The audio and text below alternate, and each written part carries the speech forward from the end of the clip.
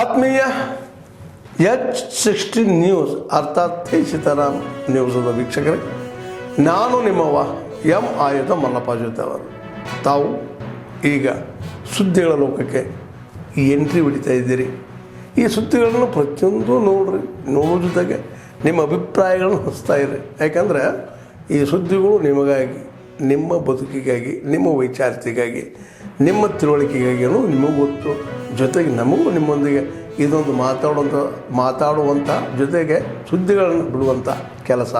ಈ ಕೆಲಸದಲ್ಲಿ ನಾವು ನಿಮ್ಮೊಂದಿಗಿದ್ದೀವಿ ಅಂತ ಹೇಳ್ತಾ ನೋಡ್ತಾ ಇರಿ ಸುದ್ದಿಗಳನ್ನು.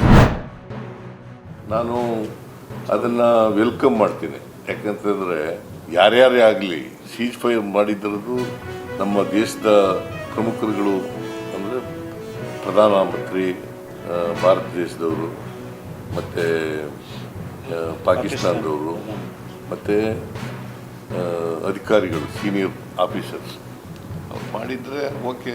ಕರ್ನಾಟಕದಲ್ಲಿ ಮೈಸೂರಿನಲ್ಲಿ 3 ಜನ ಮಕ್ಕಳು ಮಾತ್ರ ಇದ್ದಾರೆ. ಅವರು 6 ವರ್ಷದ ಒಳಗಡೆ ಇರ್ತಕ್ಕಂಥವ್ರು. ಅವರು ಹೋಗಿದ್ರು ಬಾರ್ಡರ್ಗೆ. ಅಲ್ಲಿ ಯಾರು ಇವ್ರನ್ನ ಕರ್ಕೊಂಡು ಹೋಗೋರು ಬರಲಿಲ್ಲ ಅಂತ ಅಂದ್ಬಿಟ್ಟು ವಾಪಸ್ 3 ಜನ ಮಕ್ಕಳು ಮಾತ್ರ 6 ವರ್ಷದ ಒಳಗಡೆ ಇರ್ತಕ್ಕಂಥ 3 ಮಕ್ಕಳು. ಬಿಕಾಸ್ ಇಂಡಿಯನ್ನು ಭಾರತೀಯಗಳು, ಗಂಡ ಪಾಕಿಸ್ತಾನದವನು, ಮದುವೆ ಆಗಿದೆ, ಇಬ್ಬರಿಗೂ ಮಕ್ಕಳಾಗಿದ್ದಾವೆ. ಆ ಮಕ್ಕಳು ಕರ್ಕೊಂಡು ಹೋಗಿಲ್ಲ ಅಲ್ಲಿಗೆ. ಅಲ್ಲಿ ಹೋದರೂ ಕೂಡ ಯಾರು ಕರ್ಕೊಂಡು ಹೋಗೋಕೆ ಬರಲಿಲ್ಲ.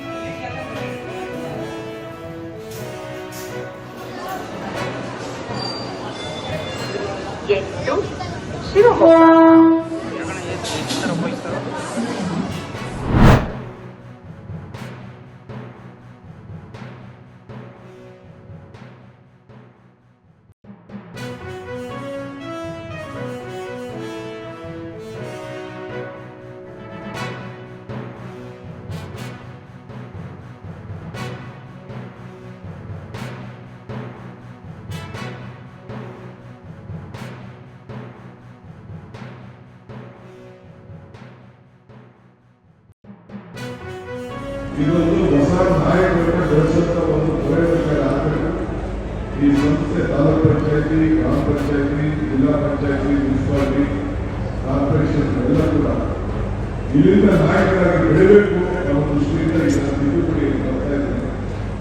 50% ಹೆಣ್ಮಕ್ಳಿಗೆ ರಿಸರ್ವೇಷನ್ ಕೊಡ್ತಾ ಇದ್ದೀನಿ, 50% ಬೇರೆ ಬೇರೆ ಹಿಂದೂಗಳು ರಿಸರ್ವೇಷನ್ ಕೊಡ್ತಾ ಇದ್ದೀನಿ. ಎಲ್ಲ ಸಿದ್ಧತೆ ಆಗ್ತಾ ಇದೆ. ಎಲ್ಲ ಕೆಲವೆಲ್ಲ ಮುಂಜೂರಾತಿಗಳೆಲ್ಲ ಆಗ್ತಾ ಇದೆ, ಕೆಲವೆಲ್ಲ ಪರ್ಚೇಸ್ ಮಾಡ್ತಾರೆ. ನಾನು ಹಿಂಗೆ ಮುಂಜೂರು ಮಾಡಿಸಿದ್ದೆ. ಕೋರ್ಟ್ ಸ್ಟೇಷನ್ ಶಿಲ್ಪ ಊಟ ಮಾಡಿಸಿದ್ದೆ. ಏನೋ ಲೋನ್ ಇಲ್ಲೆಲ್ಲ ಮೇನ್ ರೋಡಲ್ಲಿ ಭಾಗವಹಿಸಿದ್ದೆ. ಇದು ಜಿಲ್ಲಾ ಕಚೇರಿ ಪಕ್ಕ. ಸೊ ಅದಕ್ಕೆ ನಾನು ಫಸ್ಟು ಚೆಕ್ ಆಗಿದ್ದೆ.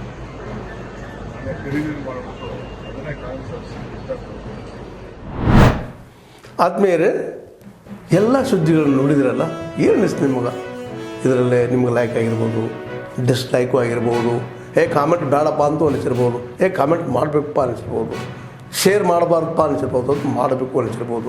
ಏನಾದರೂ ಆಗಲಿ ಶೇರ್ ಮಾಡ್ತಾಯಿರಿ, ಈ ನ್ಯೂಸ್ಗಳನ್ನ ಹಂಚ್ತಾ ಇರಿ, ಜೊತೆಗೆ ಇದಕ್ಕೆ ಸಬ್ಸ್ಕ್ರೈಬ್ ಆಗ್ತಾಯಿರಿ ಅಂತ ಹೇಳ್ತಾ H16 ನ್ಯೂಸ್ ಅರ್ಥಾತ್ ಸೀತಾರಾಮ್, ಇದು ಸತ್ಯದ ಕೈಗೆ ನಡಿ. ವಂದನೆಗಳು.